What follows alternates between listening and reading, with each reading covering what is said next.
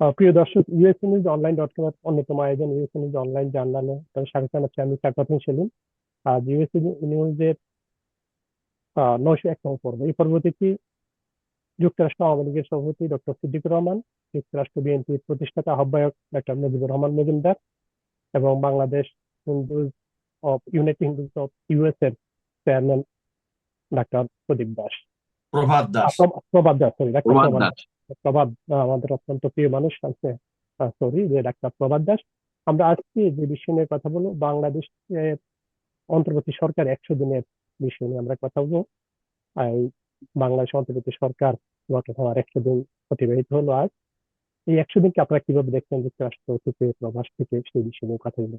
তো আমি প্রথমে ডাক্তার মুজিবুর রহমান মজুমদারকে দিয়ে শুরু করবো। মজুমদার ভাই, ডক্টর মুজিব, আপনি দিয়ে শুরু করেন। ডক্টর ইউনূসের নেতৃত্বাধীন এই তত্ত্বাবধায়ক অন্তর্বর্তীকালীন সরকার 100 দিন কিভাবে দেখছেন? আহ, আসসালামু আলাইকুম দর্শকবৃন্দ। Thank you US online dot com এবং ওনাদের দর্শকদের, এবং আমার সালাম ও শুভেচ্ছা আজকের দুজন গেস্ট, ডক্টর প্রভাস দাস, প্রভাত। তাই প্রভাত। না? হ্যাঁ, প্রভাত দাস। প্রভাত। প্রভাত দাস এবং এবং ডক্টর সিদ্দিকুর রহমান ভাই, ওনাকে অনেকদিন থেকে চিনি আমি। তো অনেকদিন পর দেখলাম। ধন্যবাদ আজকের এই প্রোগ্রামে আসার জন্য। তো প্রফেসর মোহাম্মদ ডক্টর ইউনূস সাহেবের যে অন্তর্বর্তী সরকার আজকে 100 দিন পূর্ণ হয়েছে। আপনারা জানেন সবাই যে বাংলাদেশ জনতার বিপ্লবের মাধ্যমে আহ, আহ, 16 বছর আহ, দল আওয়ামী লীগের আহ, অত্যাচার, শোষণের বিরুদ্ধে জনগণের এবং ছাত্র জনতার সংগ্রামের মধ্যে দিয়ে অলমোস্ট 2000 ছাত্র জনতার আত্মত্যাগের মাধ্যমে এবং 20,000-এর উপরে উন্ডেড আমাদের মা বোন ছাত্র ভাইদের সংগ্রামের মধ্যে দিয়ে যেই অন্তর্বর্তী সরকার প্রতিষ্ঠা হয়েছে, তার আজকে 100 দিন হলো। এটাতে আমার বিদেশ থেকে যতটুকু আমরা দেখতে পাই, আহ, নানা মিডিয়ার মাধ্যমে নানা ধরনের, এবং আহ, আমাদের ডাইরেক্ট যোগাযোগ যা আছে বাংলাদেশের নানা সেক্টরে, তাতে আমার কাছে মনে হয় আহ, আমার অ্যাসেসমেন্টে যেটুকু সাকসেসফুল হওয়ার কথা ছিল, আশা করা হচ্ছিল, জনগণ যেটুকু চেয়েছিল, তা পুরোপুরি ওনারা করতে পারেননি। কিন্তু অনেক কিছুতেই তারা প্রচন্ড সাকসেস দেখিয়েছেন। তবে একটা জিনিস আমাদের বুঝতে হবে যে এই অন্তর্বর্তী সরকার আহ, যেই অ্যাডমিনিস্ট্রেশন নিয়ে চলছে, গত 16 বছরের এই অ্যাডমিনিস্ট্রেশন আওয়ামী বাকশালীদের দ্বারা সাজানো অ্যাডমিনিস্ট্রেশন, যার কারণে আহ, অনেক সুফল যেটা জনগণ আশা করছেন সেটা ওইভাবে জনগণের কাছে আসেনি। যার কারণে আহ, আমি মনে করি একদিকে যেমন বেশ কিছু সাকসেসও আছে, আহ, বেশ কিছু বিভিন্ন সেক্টরে বেশ কিছু নতুন পরিবর্তন আনছেন বা আনার চেষ্টা করছেন। সাথে সাথে সেই সেই জিনিসগুলোর রেজাল্ট এখন আমরা দেখতে পাইনি, যেটা জনগণের কাছে যেটা মোর ইম্পর্ট্যান্ট, আপনার দ্রব্যমূল্যের দাম এবং ওভারঅল একটা রাজনৈতিক প্রক্রিয়া শুরু করা, যেটা জনগণ চায় বাংলাদেশে গণতন্ত্র ফিরে আসুক। সেটার প্রক্রিয়াটা এখন ওইভাবে শুরু হয়নি। তবে ডক্টর ইউনূস সাহেব এবং তার অন্তর্বর্তীকালীন সরকার বাংলাদেশের কিছু সেক্টরে সংস্কার করার জন্য কতগুলো প্রোগ্রাম নিয়েছেন। সেই প্রোগ্রামগুলো ইনশাআল্লাহ যদি সাকসেসফুলি ওরা করতে করতে পারেন এবং সেটা যদি সুফল নিয়ে আসতে পারেন জনগণের কাছে, আমি আশা করব যে অন্তর্বর্তী সরকার তাহলে আহ, অনেক আমূল পরিবর্তন করতে পারবে আমাদের দেশে, যেটা অত্যন্ত জরুরি। আহ, বৈদেশিকভাবে আমি বলবো যে বাংলাদেশ থেকে বেরে এসে মাথা তুলে দাঁড়াবার জন্য যেই প্রত্যয় নিয়ে জনগণ আন্দোলন করেছে, সেটা শো করছে।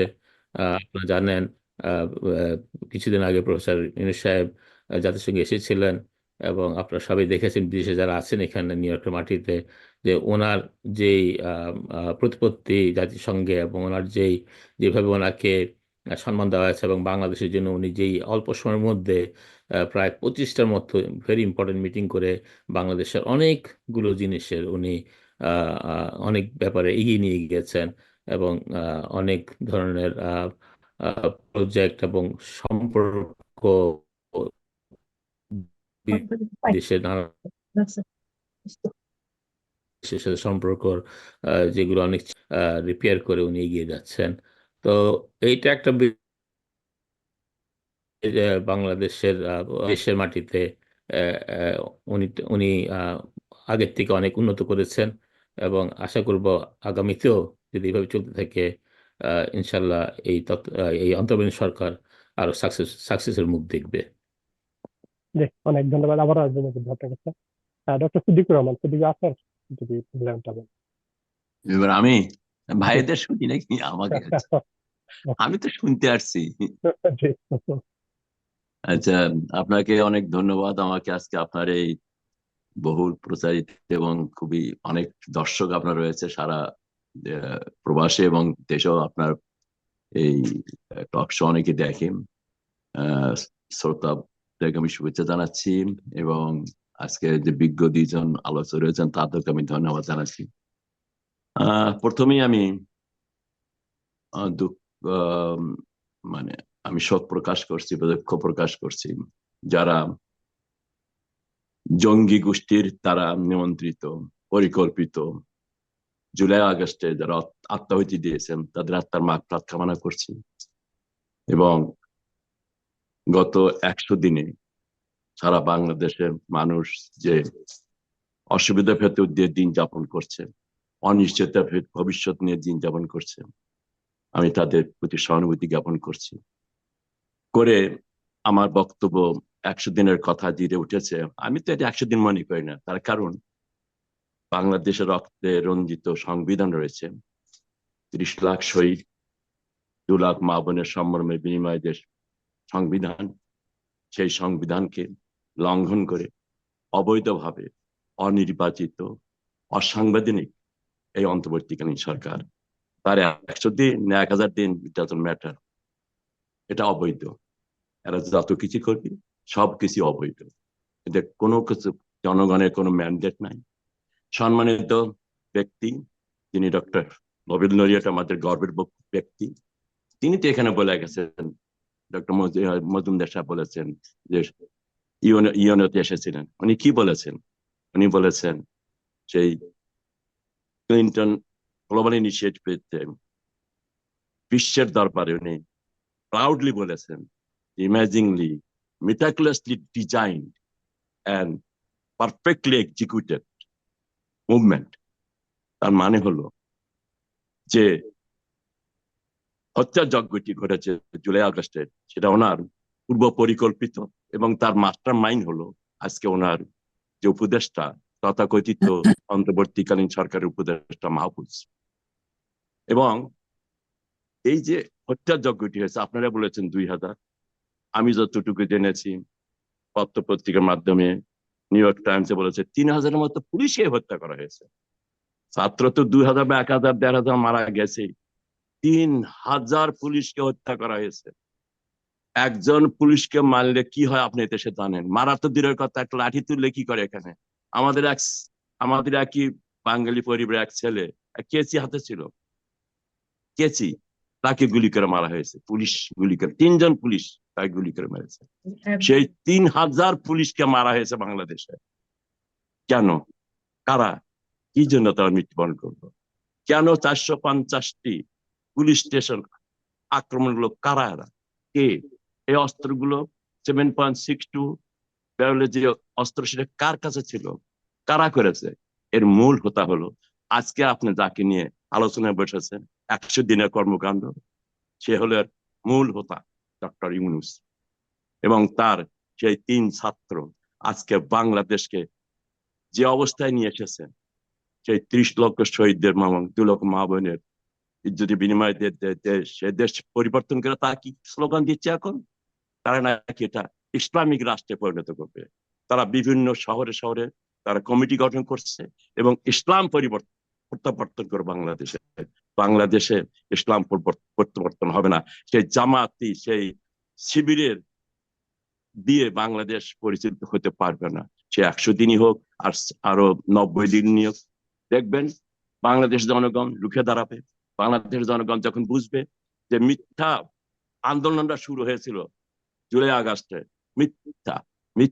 মিথ্যার উপর বেসিস করে, এর কোনো দাবি ছিল না কোটা সংস্কার।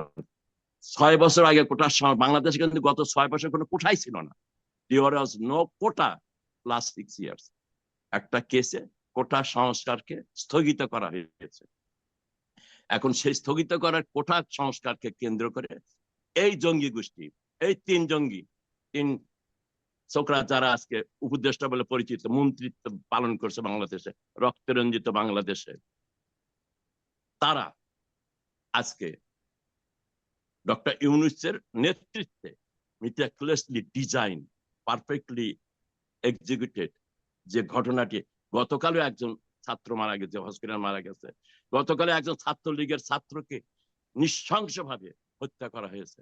এই ঘটনাগুলো এই জঙ্গি গোষ্ঠী যারা জুলাই আগস্টে বাংলাদেশের জনগণের বিরুদ্ধে জঙ্গি কর্মকাণ্ড করে 2 থেকে 2.5 হাজার, আপনার কথায় কিন্তু অনেকের কথায় 3,000 যদি দেওয়া হয়, তারপরে 5,000 মতো মানুষ নিরীহ যারা এর আগনে পাশে তাদের নৃশংসভাবে হত্যা করেছে।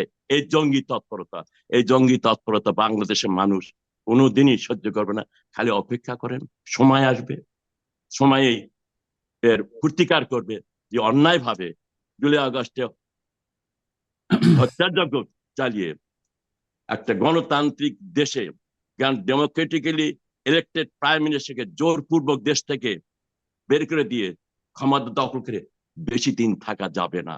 এটা অসাংবিধানিক, অনৈতিক, এবং এই যে শত শত লোক মারা গেছে, এর বিচার বাংলাদেশে মাটিতে হবে।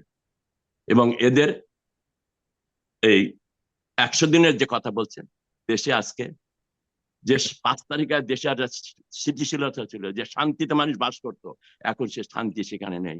এখন দেশে ছেলেমেয়েরা স্কুলে লেখাপড়া করতে পারছে না, একটার পর একটা ইউনিভার্সিটি বন্ধ করে দিচ্ছে, কলকারখানা বন্ধ হয়ে যাচ্ছে, অর্থনীতির ধ্বংসের তার প্রান্তে পৌঁছে যাচ্ছে, জিনিসপত্রের দাম প্রতিদিন বেড়েই চলেছে। এই যে একটা যে দেশটা মধ্যম আয়ের দেশ থেকে উন্নয়নের দেশে যাচ্ছে, অগ্রসর হচ্ছিল, সারা বিশ্বে একটা মডেল হিসেবে প্রতিষ্ঠিত হয়েছিল গত 15 বছরে, সেই দেশটাকে আজকে ইকোনমিক্যালি একটা দেউলিয়া দেশে পরিণত হতে যাচ্ছে। গত 3 মাসে তার প্রমাণ হয়েছে এবং এরপরে জনগণ দাঁড়িয়ে যাবে। এখান থেকে আমাদের কাজ হবে কি করে এই ক্ষতি, যে ক্ষতিটি গত 3 মাসে হয়েছে, গত 100 দিনে হয়েছে, এই ক্ষতির থেকে আমরা কিভাবে পরিত্রাণ পাবো, এ নিয়েই দল মত নির্বিশেষে আমাদের সবাইকে চিন্তা করতে হবে। এটুকুই আমি আপাতত বলতে চাচ্ছি। গত 100 দিন ধন্যবাদ সিদ্দিক ভাই। আবার আমরা ডাক্তার প্রভাত দাস যদি বলেন আপনার বিশ্লেষণ। ধন্যবাদ আজকের এই আয়োজনের যিনি আয়োজন করেছেন, আমাদের ইউএসএ অনলাইনের সিইও, আমাদের খুবই অতি পরিচিত সেলিম ভাই, আপনাকে ধন্যবাদ জানাচ্ছি। এবং প্রবাসে এবং দেশে যারা অসংখ্য ভিউয়ার্স আছেন, সবাইকে শুভেচ্ছা জানাচ্ছি আজকের এই অনুষ্ঠান দেখার জন্য। বেসিক্যালি এখানে 2জন প্রাজ্ঞ ব্যক্তিত্ব আছেন। আমাদের ডক্টর মুজিবুর রহমান আছেন, তিনি আমার ধারণা তিনি রাজনৈতিকভাবে অনেক সচেতন এবং রাজনৈতিক কর্মী। ডক্টর সিদ্দিকুর রহমানকে তো আমরা অনেক আগের থেকেই জানি, অনেক একজন বিজ্ঞ রাজনীতিবিদ এবং আওয়ামী লীগের এখানে দীর্ঘদিন যাবৎ তিনি প্রেসিডেন্ট। আমরা প্রবাসে তার অ্যাক্টিভিটিস সবসময় লক্ষ্য করছি। তো বস্তুতপক্ষে 5ই আগস্টে যে ঘটনা ঘটেছে এবং তার পরবর্তীতে যে অন্তর্বর্তীকালীন সরকার আজকে দেশ পরিচালনা করছেন, সেই বিষয়গুলো 100 দিনে তারা কি ভালো মন্দ করছেন, এটা আমরা সবাই দেখছি, প্রত্যক্ষ করছি দূর থেকে। এগুলোর মূল্যায়ন ওনারা দুজনে করবেন সেটা আমার ধারণা। তো আমার যেটা বিষয় সেটা হচ্ছে আমি এখানকার একটি বড় একটি অর্গানাইজেশনের chairman, United Hindus of US এর চেয়ারম্যান আমি। তো বাংলাদেশের আমাদের যারা সংখ্যালঘু যারা আছেন, বিশেষ করে হিন্দু বৌদ্ধ খ্রিস্টান যারা আছেন, তারা কতটুকু শান্তিতে আছেন সে বিষয়টা আমরা সাধারণত এখান থেকে পর্যবেক্ষণ করি এবং সে বিষয়ে আমরা বিভিন্নভাবে মতামত দেই এবং প্রয়োজনে ডেমনস্ট্রেশন করি। তো সেই প্রেক্ষিতে আমি যেটুকু বলতে পারি যে বাংলাদেশের হিন্দু সম্প্রদায় শান্তিতে নেই, এবং আপনারা হাজারীগলিই তো বোধহয় নাম চট্টগ্রামের, যে নৃশংসভাবে হিন্দুদের উপরে ঝাঁপিয়ে পড়েছিল রাতের অন্ধকারে, ওখানকার যারা রক্ষা করবেন, যারা সামরিক বাহিনী বলেন, বিজিবি বলেন, পুলিশ বলেন, তারা যদি নিরীহ মাইনরিটির উপর অত্যাচার করে রাতের অন্ধকারে সিসি ক্যামেরা ছিনিয়ে নিয়ে, তো আপনারা বুঝতেই পারেন যে আমরা কেমন আছি সেখানে। এবং ইসকনের উপরে আজকে যে খড়গ ধরছে বাংলাদেশের সংখ্যাগরিষ্ঠ মুসলিম সম্প্রদায়, সবাই না, এটা অত্যন্ত ন্যাক্কারজনক ভাবে এবং অত্যন্ত নিন্দনীয়। ইসকন একটি ধর্মীয় প্রতিষ্ঠান এবং পৃথিবীর যত দেশ আছে সব দেশে ইসকন আছে। কোথাও কোনো দেশে তাদের বিরুদ্ধে কোনো রকম কোনো অভিযোগ নেই। অভিযোগটা শুধু বাংলাদেশে। অভিযোগ কেন? যে তাদের চিন্ময় প্রভু, যিনি ইসকনের একজন সন্ত সাধু, তার ডাকে হিন্দুদের 8 দফা দাবি নিয়ে একটা সম্মেলন করেছিল চট্টগ্রামে। লক্ষ লক্ষ লক্ষ লক্ষ হিন্দুদের সমাবেশ ঘটেছে। তার কারণ হিন্দুরা ভালো নেই, তারা তাদের দেশকে ভালোবাসে, দেশ ছাড়তে চাচ্ছে না, এই ছিল তাদের অপরাধ। এবং তার উপর ভিত্তি করে তাদের উপর যে টর্চার চলছে আপনারা সবাই ভালো করে জানেন, এবং এগুলো মেনে নেওয়ার মতো নয় কিছুতেই। এবং এটাও আমরা দেখছি যে ওখানে স্লোগান উঠছে যে একটা একটা ইসকন ধরে ধরে জবাই কর।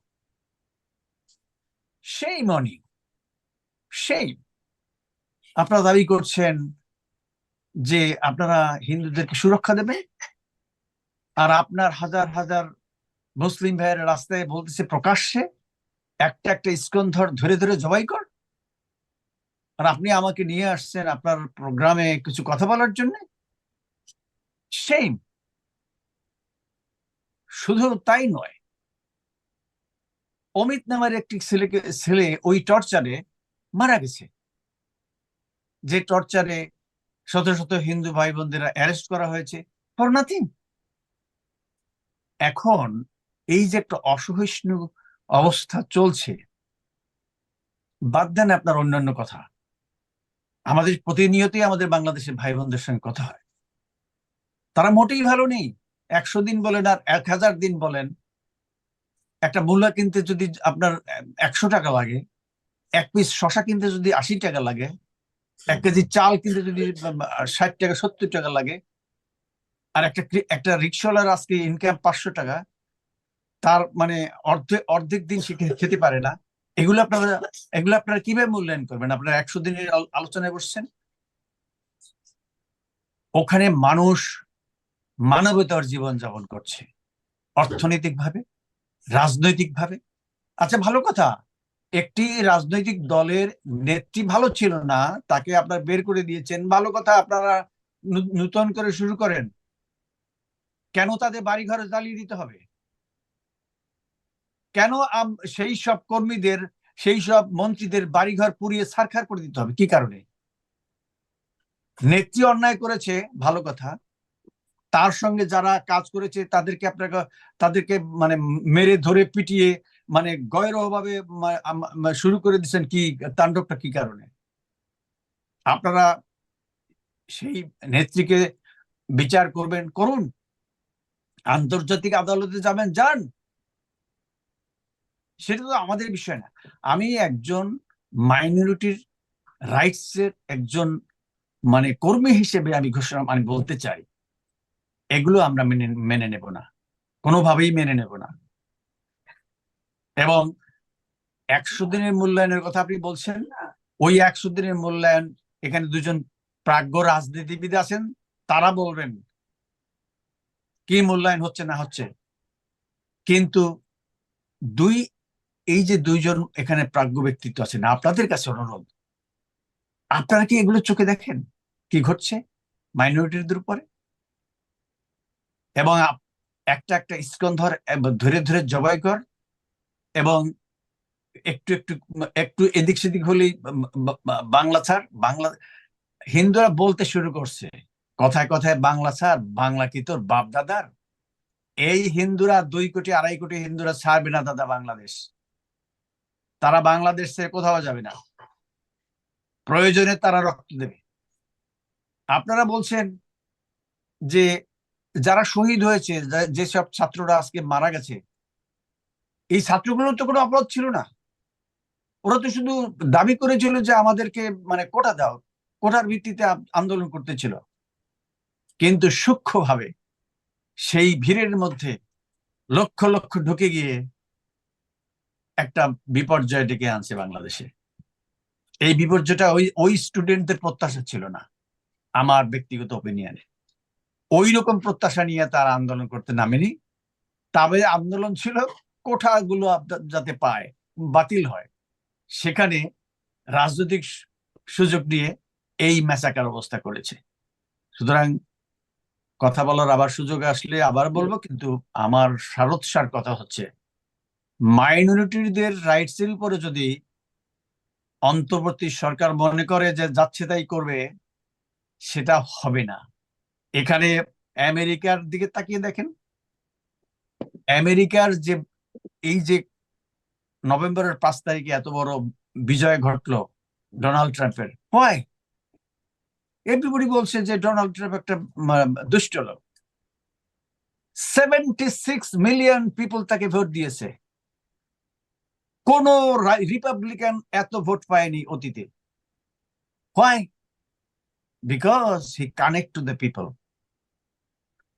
সে গ্রাসরুট লেভেলের কাছে গিয়ে বলছে সে কি করতে চায়। আর তার বিপক্ষে যিনি ছিলেন, তিনি শুধু ট্রাম্প শয়তান, দুষ্ট, দুশ্চরিত্র তাই নিয়ে কথা বলছেন, মানুষের কথা কাছে যাননি। সুতরাং এই যে গণতান্ত্রিক ধারা বাংলাদেশেও ঘটবে। ধন্যবাদ। জি, অনেক ধন্যবাদ। ডক্টর মুজিবুর রহমান মজুমদার, মুজিব ভাই শুনেছেন, এবং জি। যদি এই অন্তর্বর্তী সরকারের 100 দিন এবং ভবিষ্যতে তাদের পরামর্শ কি দিবেন আপনার জায়গা থেকে? ধন্যবাদ। প্রথমত আমি আমাদের প্রভাস ভাই যা বললেন এটার ব্যাপারে একটু একটু কমেন্ট করতে চাই। আসলে হিউম্যান রাইট হলো মানবাধিকারের প্রথম জিনিস। এটা আমরা এখানে সংখ্যালঘু সংখ্যাগরিষ্ঠ বলে আমরা হিউম্যান রাইটটাকে অ্যাভয়েড করি। এখানে সবাই জন্য একই একই একই রাইট। এটা মুসলমান হোক, হিন্দু হোক, খ্রিস্টান হোক, বৌদ্ধ হোক, বাংলাদেশে সবার সমান রাইট আছে এবং সবাই বাংলাদেশের নাগরিক। আমরা যদি সংখ্যালঘু বলে নিজেকে আলাদা করে ফেলি, আমি মনে করি এটা সংখ্যালঘুদের জন্যই ক্ষতিকারক হবে।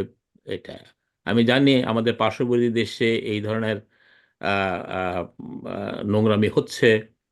আজকে যেই বিজেপি সরকার আছে বিগত বেশ অনেকগুলো বছর ধরেই ওখানকার সকল মুসলিম মাইনরিটিকে এবং খ্রিস্টানদেরকে নানাভাবে তারা অত্যাচার করছে, খুন করছে, নানা উসিলায় মাংসের কথা বলে, নানা কিছু কথা বলে খুন করছে। সেটা আমরা ওই ধরনের কালচার আমরা বাংলাদেশে চাই না। বাংলাদেশে সবসময় ধর্মীয় দিক থেকে আমাদের একটা সম্প্রীতির দেশ।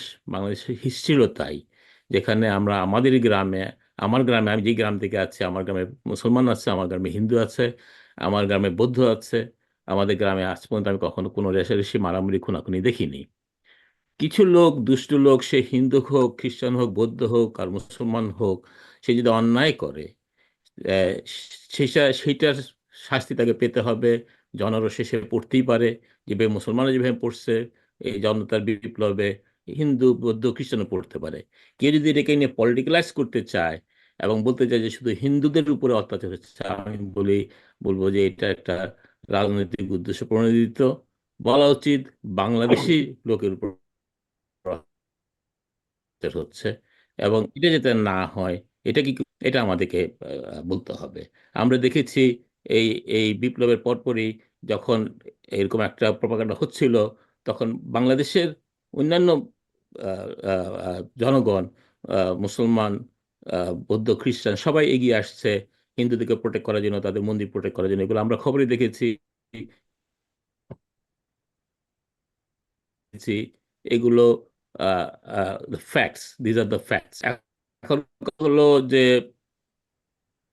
আমার আরেক বড় ভাই সিদ্দিক ভাই অনেক কথাই বলেছেন, যদিও রাজনৈতিকভাবে বলতে হয় নাকি তাই বলেছেন, কিন্তু ঘটনা যা তার সত্যটা স্বীকার করতে হবে। আমরা সবাই জানি সত্যটা কি।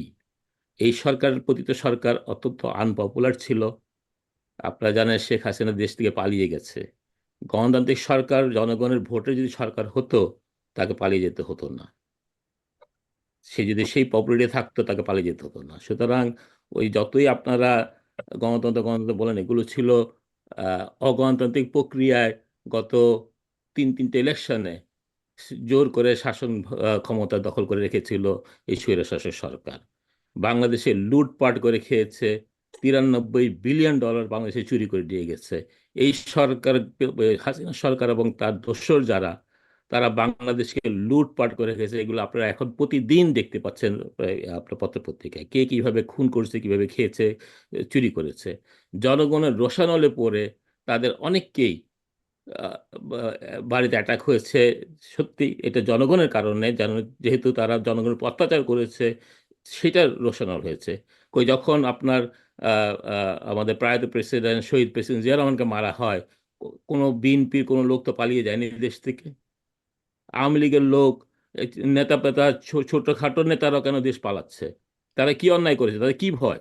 তারা যদি জনগণের জন্য এত কিছু করে থাকে, এত সুন্দর রোল মডেল করে থাকে, তারা দেশ থেকে পালাতে যায় কেন? তাদের সব দোষগুলো পালালো কেন? এটা কি জনগণ বুঝে না? এখন আপনি রাজনৈতিকভাবে একটা বদকে বলতেই পারেন, কিন্তু এগুলো মিথ্যাচার করতে লাভ নেই। যেটা সত্য সেটাকে স্বীকার করেন। আমরা আজকে এখানে বসতে আলাপ করতেছি গত 100 দিনের আমাদের আহ, কি অর্জনে অন্তর্বর্তী সরকার। আমি ফ্যাক্টস যা তাই বলছি আপনাকে। জনগণের কি কি এখনো পাওয়ার আছে, কি হয়েছে না হচ্ছে, আমরা ফ্যাক্টস দিয়ে যদি সুন্দর করে আলাপ করি, আমার মনে হয় এটা সবার, দর্শকদের জন্য ভালো হবে, দেশের জন্য ভালো হবে। যদি আমরা মিথ্যাচার করি, আমার মনে হয় না এটা আহ, আহ, জনগণের কোনো উপকারে আসবে বলে আমি বিশ্বাস করি। আমরা যারা এখানে বিদেশে আছি, আমরা যেই মতবাদেরই হই না কেন, দেশ আমাদের সবার। দেশকে কি করে সুন্দর করা যায়, কি করে এটাকে ভালো দিকে নিয়ে যাওয়া যায়, আমরা সবাই যদি গঠনমূলকভাবে কথা বলি, গঠনমূলকভাবে আমরা অ্যাসেস করি এবং তার পরামর্শ দিই, আমার মনে হয় সেটা জনগণেরও লাভ, দেশেরও লাভ। আর মিথ্যাচার করে আহ, এটা হয়তো সাময়িক স্টান দেওয়া যায়, কিন্তু এটাতে দেশেরও লাভ না, জনগণেরও লাভ হয় না। তা আমি মনে করি যে আগামী দিনে আমরা এই অন্তর্বর্তী সরকার থেকে অনেক কিছু প্রত্যাশা করি।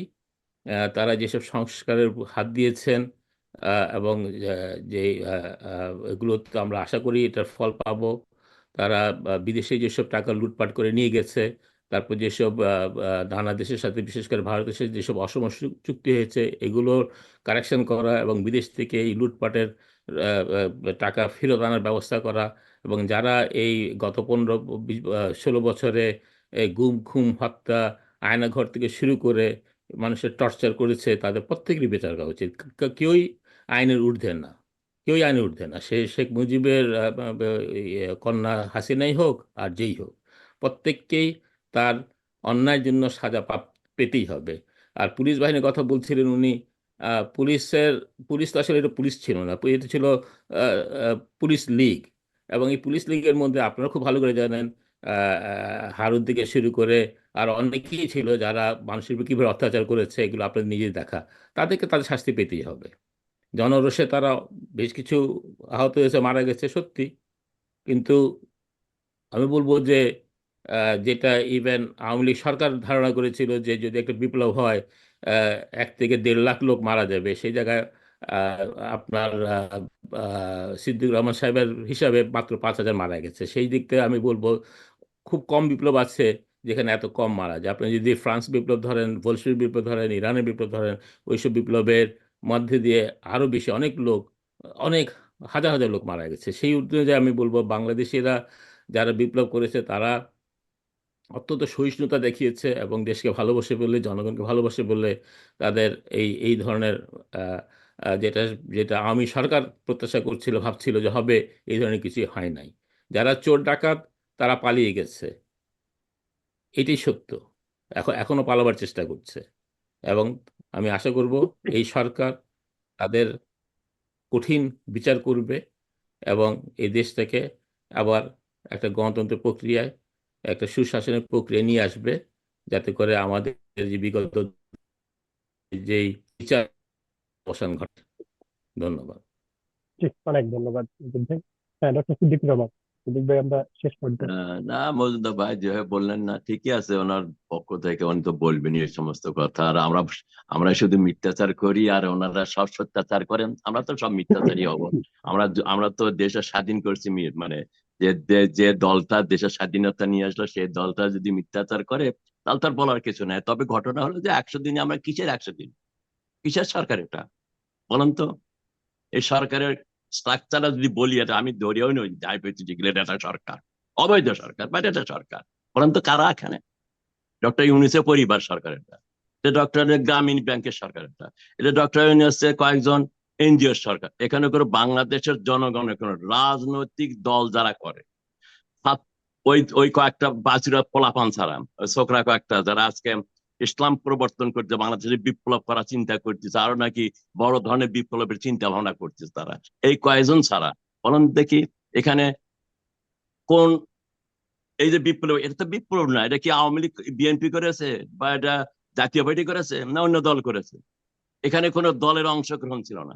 এখানে একটা জঙ্গি গোষ্ঠী, যেটা আমাদের ব্যর্থতা, আমরা ধরতে পারিনি। এই জঙ্গি গোষ্ঠী ডক্টর ইউনূস ফ্রান্স থেকে বা বিভিন্ন সময় প্রবাস বিদেশ থেকে অর্থ দিয়ে, বছর পর বছর অর্থ দিয়ে, যেটা ইউনূস এখানে বলে গেছে publicly in front of the whole world, যে মিটিকুলাসলি ডিজাইন, এই যে আবু সাইদকে যে হত্যা করা হয়েছে, মুগ্ধাকে হত্যা করা হয়েছে, these are all meticulously design, উনি নিজে বলে গেছে। এবং সেই জন্যই বলি, হয়তো রাজি হবেন না, আপনি বলছেন আমরা সবার বিচার চাই। এই জুলাই আগস্টের প্রত্যেকটা হত্যাযজ্ঞের একজন মানুষকে মারার অধিকার আমার কারণ নাই। আজকেও আমার এক ছাত্র মারা গেছে। এই যে তাদের কোনো এই তথাকথিত আপনার অবৈধ সরকার কিন্তু বলে না যে এতগুলো পুলিশ মারা গেছে তার জন্য দুঃখ প্রকাশ করি, বারবার দৌড়ে যায় আবু সাইদের মাজারে, বারবার দৌড়ে যাচ্ছে কেন? আবু সাইদের মাজার যাও কেন? আরো আবু সাইদি একজন মারা গেছে নাকি আবু সাইদের মতো আরো শত শত মারা, তাতে কথা বলো না কেন? এইভাবে চলবে না।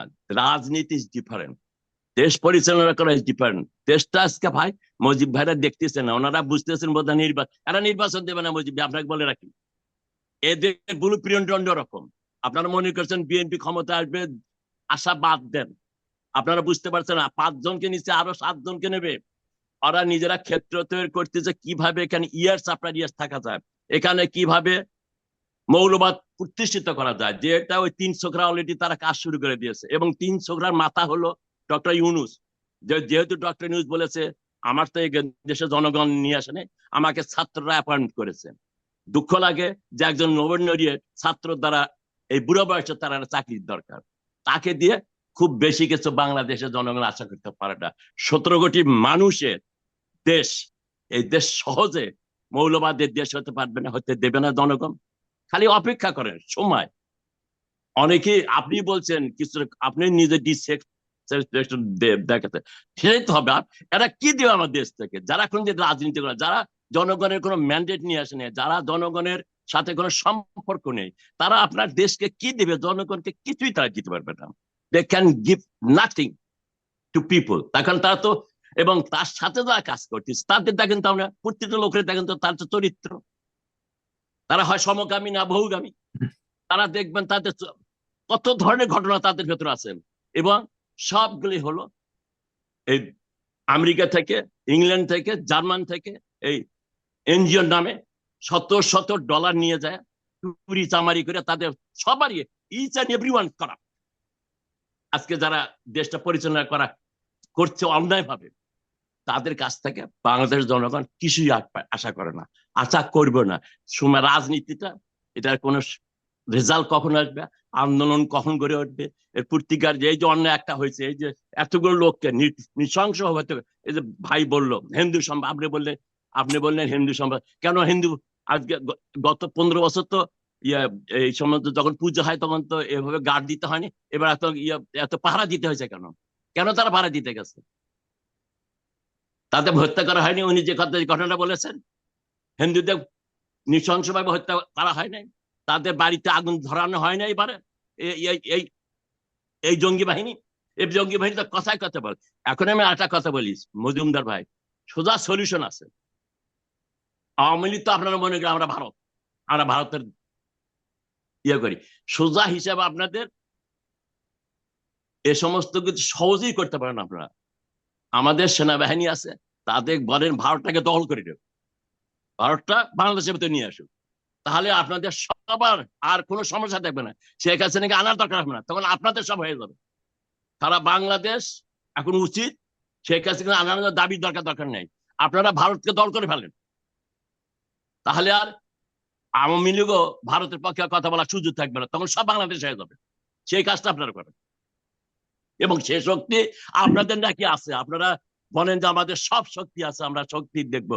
ভারতের সাথে আপনারা শক্তি দেখাতে চাচ্ছেন, খবর হবে, খবর পাবেন। ভারতকে দোষ দিয়ে লাভ হবে না। ভারতের সহযোগিতায় আমরা স্বাধীনতা অর্জন করেছি, এটা আমরা অস্বীকার করা উচিত না। বাংলাদেশের স্বাধীনতা আমরা অর্জন করেছি, সে পাকিস্তানকে আপনারা নিয়ে আসতে চাচ্ছেন, আপনারা নিয়ে আসছেন। দেখেন বিনা থেকে বাংলাদেশে ঢুকেছে। আমি সেই জন্য আজকে আমি তো আগে জানতাম যে 100 দিনের কথা বললাম, আমি তাহলে জয়েন করতাম না। 100 দিনের আজকে সবচেয়ে খারাপ দিন হলো আজকে, যে 30 লক্ষ শহীদ রক্ত এবং 2 লক্ষ মা বোনের সম্মানের বিনিময়ে যে দেশটা স্বাধীন করেছি, সেই দেশের জাহাজ বিনা হিসেবে আজকে বাংলাদেশে ঢুকছে। আজকে পূর্ব পাকিস্তান বানিয়েছে এই ডক্টর ইউনূস। আমার এই ডক্টর ইউনূসের এই গংদের সম্বন্ধে, এই জঙ্গিদের সম্বন্ধে কথা করতে আমার এখন লজ্জা লাগছে।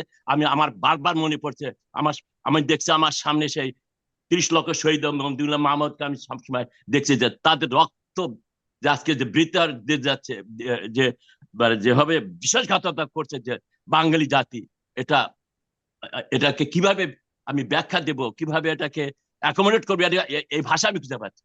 তবে আমি আবারও বলি, যারা আজকে এই জঙ্গি রাষ্ট্রে পরিণতি করতে চাচ্ছে, যারা আজকে আফগানিস্তান বানাতে চাচ্ছে, পাকিস্তান বানাতে চাচ্ছে, তাদের বলবো এখনো তোমাদের সময় আছে, এখনো সময় আছে। Come to the senses. জনগণের যে দেশ, 17 কোটি মানুষের দেশ, তারা যা চায় সেটা করো। কোনোদিনই এই জঙ্গি দেশ এটা হবে না, কোনোদিনই ইসলামী বিপ্লব দিয়ে এই 17 কোটি মানুষকে তোমরা তাওয়া রাখতে পারবে না। জি, ধন্যবাদ। দেখবে ডাক্তার প্রভাত দাস, আমরা শেষ করব। ধন্যবাদ আপনাদের দুজনকেই, সুন্দর সুন্দর কথা বলছেন আপনারা দুজনেই, এবং দুটি দলে আছেন। আপনারা একজন বিএনপির সমর্থক, একজন আওয়ামী লীগের সমর্থক, সুতরাং এটা স্বাভাবিক। তো এখানে আমি অল্প কথায় সারি যে আমাদের ডক্টর মুজিবুর রহমান তিনি বলেছেন যে সংখ্যালঘু যারা আছেন তারা বাংলাদেশি, তাদের সংখ্যালঘু ভাবা ঠিক হবে না। এটা খুব সুন্দর কথা বলেন আপনি। শুধু বলেননি, একথা বলেছেন সদ্য যিনি সাবেক প্রধানমন্ত্রী, তিনিও বলতেন আপনারা কেন সংখ্যালঘু করেন। তো আজকের যিনি এই অন্তর্বর্তী সরকারের প্রধান, ইউনূস সাহেব, তিনি সুন্দর কথা বলছেন, আপনারা বাঙালি হিসেবে আপনাদের অধিকার আদায় করবেন। এসব কথাবার্তা বাদ দেন। এগুলো এই বেসিট্রাসিন অয়েনমেন্ট স্কিনের উপরে দেওয়া লাভ নাই। এগুলো হচ্ছে আপনার স্কিনে এত বড়টা ক্ষত, আপনি উপরে বেসিট্রাসিন অয়েনমেন্ট দিতে বলছেন। ডাক্তার, একজন অভিজ্ঞ ডাক্তার বলছেন বেসিট্রাসিন লাগাও, আর এইভাবে অ্যাবসেসটা অনেক গভীরে, উপরে বেসিট্রাসিন দেন কেন আপনারা? এগুলো হলো আপনাদের সেই উপরে বেসিট্রাসিন দেওয়ার মতো সুন্দর সুন্দর বাক্য আপনারা উচ্চারণ করেন। Don't do that. We want to establish, এর আগের কোন সরকার যুদ্ধের পরে হিন্দুদের কোনো দাবি দেওয়া রক্ষা করেনি।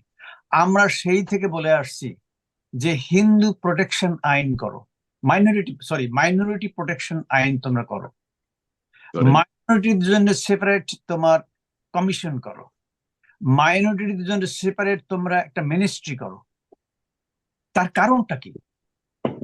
তার কারণ হচ্ছে আপনারা কথায় কথায় বলেন যে আপনারা আমাদের দুর্গাপূজায় পাহারা দিতে আসেন কেন? কেন আসেন? আমাকে পাহারা দিতে হবে কেন আপনাকে? আপনাদের মসজিদে গিয়ে তো কোনো হিন্দু পাহারা দিতে হয় না। তা আমারটাকে আপনি পাহারা দিতে আসতেছেন কেন? তার মানে কি? আপনার কথাই তো প্রমাণিত যে আমি সুরক্ষিত নই। So why you are giving the best interest environment in abscess? Forget those things, please. এই যে উনি একটা মিথ্যাচার করেছেন আমাদের ডক্টর সিদ্দিকুর রহমান, ওনার মুখের উপর বলছি, উনি একটা মিথ্যাচার করেছেন যে হিন্দুদের উপর টর্চার হয় নাই ওনাদের আওয়ামী লীগের সময়। 2021 সালে আমি কিন্তু বলি না, আমি কিন্তু বলি যে হয়নি আমাদের সময়, আমি কিন্তু বলি নাই, আমি কিন্তু এটা কিন্তু প্রতিবাদ করেছি, আমি কিন্তু বলি না হয়নি, হয়েছে, কয়েকবারই হয়েছে, কয়েকবারই হয়েছে, অনেকের বাড়ি দখল করা হয়েছে, অনেকের বাড়ি দখল করা হয়েছে। আর আমি বলছি দাঁড়ান, 2021 সালে 9 জন হিন্দুকে হত্যা করা হয়েছিল, আমরা প্রতিবাদে ফেটে উঠেছিলাম এখানে। 2001 সালে যখন খালেদা জিয়া মাননীয় প্রধানমন্ত্রী হন, 2001 সালে আমার বাড়ি বরিশালের গৌরনদী পিরোজপুরে কি টর্চার হয়েছিল, তখন আমরা গ্রামকে গ্রাম হিন্দুরা পালিয়ে বেড়াচ্ছিল। আপনারা বিএনপি এগুলো অস্বীকার করতে পারবেন? এগুলো আপনারা কি বেশি ইন্টারেস্ট দিচ্ছেন আমাদেরকে, কি বোঝাচ্ছেন? Don't do that.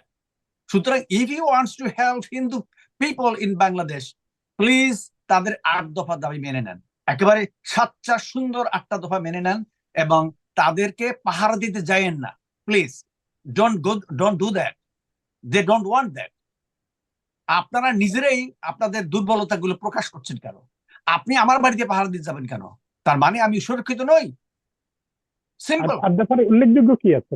8 দফার আমি আপনাদের 8 দফার সাথে একমত না, 8 দফাগুলো আমি পড়েছি, সব দফার মধ্যে আমি ব্যক্তিগতভাবে একমত বললাম যে হিন্দু মাইনরিটি অ্যাক্ট চাচ্ছি আমরা, হিন্দু কমিশন চাচ্ছি, হিন্দু সেপারেট মিনিস্ট্রি চাচ্ছি, 3টা হলো প্রধান, আরো 5টা আছে, 8টা আছে, আপনারা দেখে নেবেন।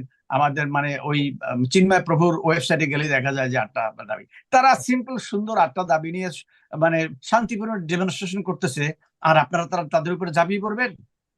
এটা কি মেনে নেওয়া যায়? আমি তো এই যে আপনারা কথাগুলো বলছেন, আমি তো মানে আপনারা যারা বিএনপি করছেন, আপনাকে চোখে আঙ্গুল দিয়ে দেখাই দিলাম যে 2001 সালে কি ঘটছে।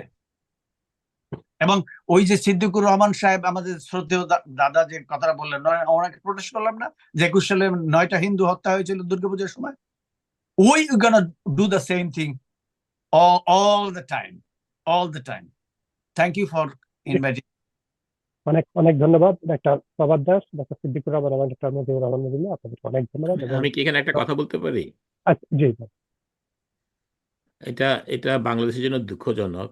আমি প্রভাত দাসের সাথে আমি একমত।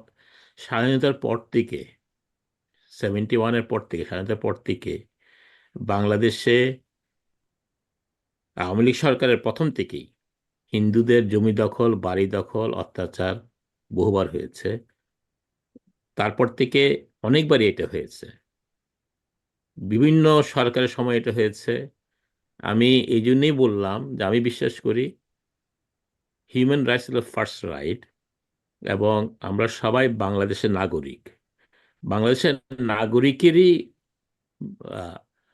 যে সুরক্ষা থাকার কথা আইনত, সেই সুরক্ষা সবাই পাবে, হিন্দু হোক, মুসলমান হোক, খ্রিস্টান হোক, বৌদ্ধ হোক।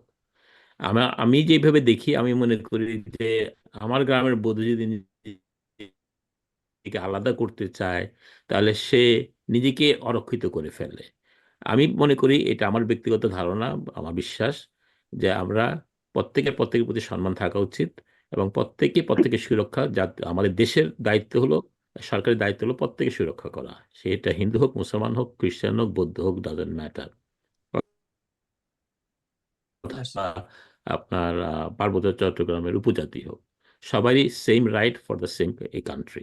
কিন্তু দুঃখজনক হলো এই হিন্দুদেরকে কিছু কিছু রাজনৈতিক দল তাদের নিজস্ব ভাবে ইউজ করেছে, এটা উনিও জানেন ভালো করে, এবং তারাও ইউজ হয়ে তারা যদি আপনি অ্যানালাইসিস করে দেখেন, যদিও হিন্দুরা বেশি টর্চার্ড হয়েছে ওদের দ্বারাই। আমি আমি স্বাধীনতার পরে আমি কলেজে পড়ি, তখন থেকে আমি দেখেছি কিভাবে হিন্দুদের প্রতি অত্যাচার হয়েছে, তাদের জমি জমা বাড়িঘর দখল হয়েছে, ব্যবসা বাণিজ্য দখল হয়েছে অনেক। এটা এটা সত্যি।